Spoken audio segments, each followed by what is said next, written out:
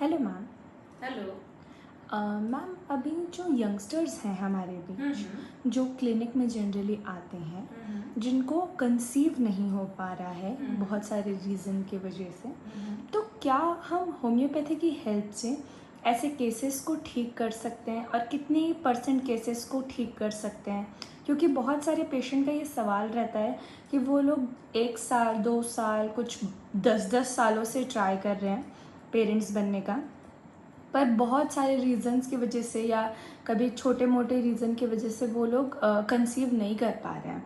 तो क्या हम होम्योपैथी की हेल्प से कुछ लोगों की हेल्प कर सकते हैं जिससे बहुत कॉस्ट इफ़ेक्टिव तरीके से या फिर उनको ट्रीटमेंट दे के हम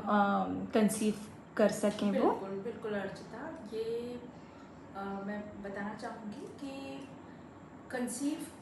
करने में जो पेयर्स जो हैं, जो कपल्स जो हैं वो फेल हो जा रहे हैं, कंसीव नहीं कर पा रहे हैं, इनफर्टिलिटी का केस होता है। उसमें एक्चुअली हम ये देखते हैं कि कहाँ पर फॉल्ट है, इसमें मेल पार्टनर में क्या कमी है और फीमेल पार्टनर में क्या कमी है ना। मेल पार्टनर्स में स्पर्म काउंट कम हो सकता है, फीमेल में हार्मोन की कोई दिक्कत हो सकती है, हार्मोन कुछ डेफिशिएंट हो सकते हैं या हार्मोनल इम्बैलेंस हो सकता है। फीमेल में सिस्ट वगैरह की प्रॉब्लम रहती है, सिस्ट होने से भी हार्मोनल इम्बैलेंस होता है, या एंडोमेट्रियल थिकनेस की जो थिकनेस जितना होना चाहिए एक अप्रोप्रिएट वो नहीं है, नॉर्मल साइज नहीं है, एंडोमेट्रियल थिकनेस में प्रॉब्लम है, या यूट्राइन जो यूट्रस है वो इनफेंटाइल है, मतलब एज के अकॉर्डिंग डेवलप नहीं हो पाया है, छोटा है, इनसफिशेंट है, अपरिपक्व है। ये सारी चीज़ों की दवा होम्योपैथी में बहुत अच्छी है और हम बहुत अच्छी तरीके से हेल्प कर सकते हैं। पहला तो वो जो बहुत ही कॉमन प्रॉब्लम है वो आजकल एज़ोस्पर्मिया की है। एज़ोस्पर्मिया का मतलब बिल्कुल नील काउंट, स्पर्म काउंट्स बिल्कुल ज़ीरो है अगर किसी मेल पार्टनर में, तो हम होम्योपैथी की दवाओं के माध्यम से बहुत अच्छे से जो अप्रोप्रिएट स्पर्म काउंट होना चाहिए उस लेवल तक हम लेके आ सकते हैं, जिससे इनफर्टिलिटी का जो प्रॉब्लम है वो कपल्स में सॉल्व होता है। दूसरा कॉज अगर पीसीओडी, पीसीओएस इस तरीके की कोई प्रॉब्लम है, या इन्फेंटाइल यूट्रस है, या एंडोमेट्रियल थिकनेस कम है, या हार्मोनल इम्बैलेंस है,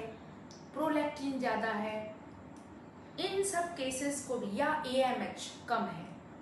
एएमएच मतलब एंटीमुलरिन हार्मोन, मतलब एग बनने की जो कैपेसिटी है या क्षमता है कि कैसे एग बन रहे हैं, मैच्योर हो रहे हैं कि नहीं, या वो ओव्यूलेशन हो रहा है कि नहीं,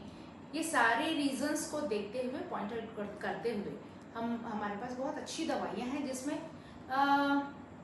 100% फर्स्ट ऑफ ऑल ये रहता है कि हम कॉज फाइंड आउट करें, इतनी सारी चीज़ों को हम देखें कि भाई फॉल्ट कहाँ कहाँ पर है, उन चीज़ों को हमको पॉइंट आउट करना है और उसके अकॉर्डिंग मेडिसिन देने से 100% जो है वो रिजल्ट मिलता है, बहुत कम लागत में, बहुत कम परेशानी में, बहुत कम पेशेंट को हम जैसे इंस्ट्रूमेंटल जो चीज़ें हैं उनके साथ उनको